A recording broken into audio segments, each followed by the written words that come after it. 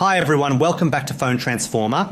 In this video, I will show you how to add website shortcut to Google Chrome homepage Android so you can quickly access your favorite websites. I'll guide you through each step easily.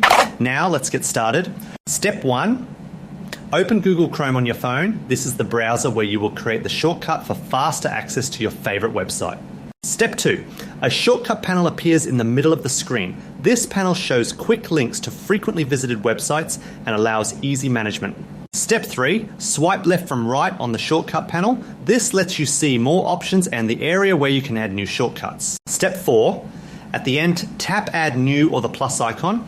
This option allows you to create a custom shortcut for any website you want. Step 5, give a name for the website. This helps you identify the website quickly from the shortcut panel.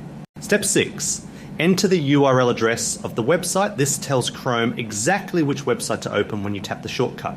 Step 7, tap Save, and now you can see the shortcut of the website in the shortcut panel for easy access anytime.